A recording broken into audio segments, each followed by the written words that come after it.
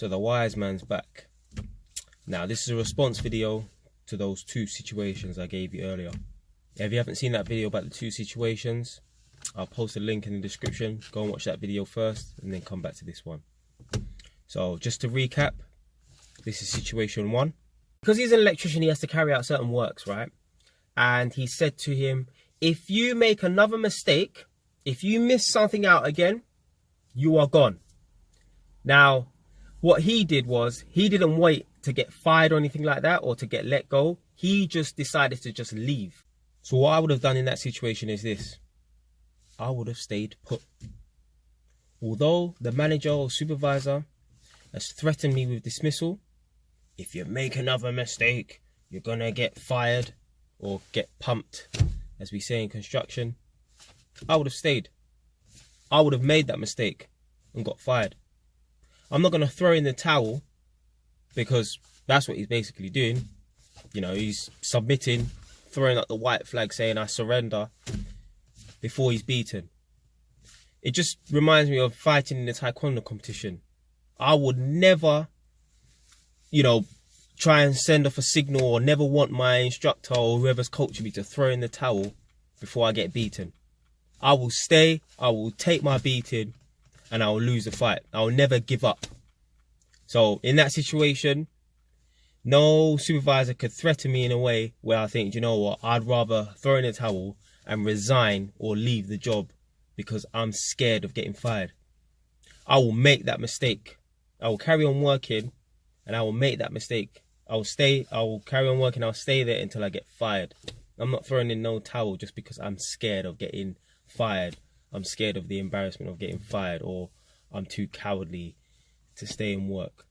So I would have kept my ass put. I wouldn't have gone nowhere until I got fired. And here's situation two. He was, you know, he was cool with everyone. He was a nice guy or whatever. Now that he's gone, two of my other work colleagues, they started dissing him. All these guys, they're all older guys, right? Most of them anyway. So the guy who's gone, he's an older guy. And the two guys who were dissing him, they're older men as well, right? Old enough to be my dad easily, yeah? Now they start dissing him. And they're calling him all different names. He's a cunt and he, this and that, and, you know, F him and stuff. Now I'm way at the back of the room and I'm thinking to myself, wow, that's how you talk about people. Anyway, one of my work colleagues, who's a tester as well, was sitting right beside the two guys who were dissing this guy that resigned, yeah? And he said, hold on a minute, like, you lot were just working with him 2-3 days ago, now you're dissing him already. One of the other guys said, yeah, I was out with him last night at a pub, having a drink. I'm like, well, okay. He said, one of the guys said to my work colleague, that's the problem with your generation, talking about us 20-year-olds, young people. You lot are too soft. We're real men. We slag people off behind their back. See, this is the kind of thing I like. I like going to different places and meeting new people, even if I'm not specifically, you know, talking to them or anything like that. But I love to see different situations. It gives me fuel to make these videos, you know. If I didn't leave my house, well, am I going to make any videos? Because I wouldn't see anything, you know. Yeah, it's all good watching stuff on TV, but sometimes you need to be in that environment. Now, in this situation, I think that guy is totally wrong. How can he say that our generation, 20-year-olds or people in their 20s, are soft because they don't slag other people off? No. No disrespect, but that is gossip. That's what women do. I've been in a situation before where I've gone to a child's birthday party and it's just in a house. Didn't expect there to be much people or anything like that. I've walked in the room and just a bunch of women in there. I've sat down and I've heard them talking and slagging off someone. And the way they were speaking was like it just happened or whatever. Like, you know, the person just left the room. So after about 5 minutes, I was like, hold on a minute. Was this lady here just before I got here? Yeah. You just missed her. You know, she left about 5 minutes before you came. And I was like, wow. They were saying, oh, you know, she's this, oh, I can't stand her and stuff like that. And that was the person whose house it was. So why are you bringing someone to your house that you can't stand? Anyway, that guy said, you know, our generation, you know, talking to the other guy, but obviously I'm in the room and stuff at the other, at the back of the room saying, oh, your generation's soft. You know, we're real men. you know, we talk about people behind their back and stuff. And I just thought to myself, I could even have a conversation or debate with this guy, because his vision, his outlook on stuff is so warped that he thinks it's manly to sit there and talk about people behind their back. And it's quite funny as well, right?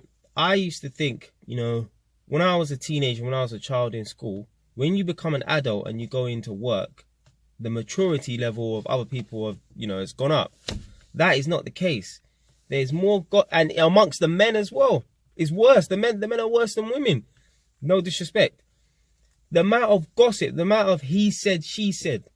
Even at this job, as of now, I've been there 3 weeks, right? About 2 or 3 people have approached me and asked me, oh, because I speak to quite a lot of people, different people on my team. I'm actually quite friendly with a lot of people on my team, for some reason on this job. I don't know if because there's quite a lot of young people there as well. It's obviously mostly older guys, but there's quite a few youngsters on the team. And a few people approached me and said to me, oh, what's that person said about me? Now, I'm not going to tell them, because people have spoken about people behind their back, but I'm not going to tell them what they've said about them for 2 reasons. I'm not adding fuel to the fire. And secondly, what I'm about to tell you isn't going to help you in any way. Yeah, the only time I will tell them something is if I feel like that person is in danger. But I'm not going to come and say, oh, you know, Dick said this about Harry. No, I'm not going to mention nothing at all, because I'm not getting involved in no gossip. That is what children do in school.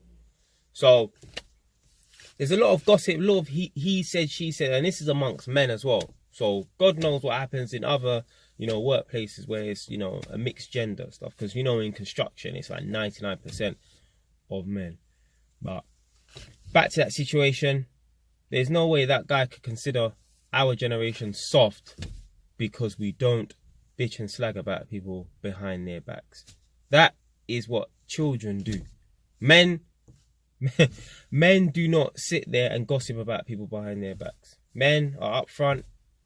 Men have the balls to say what, you know, to tell people what they think about them, rather than just sit there and do nothing, or sit there and just gossip about people behind their back. So if you like the video, subscribe. If you don't like the video, change your station.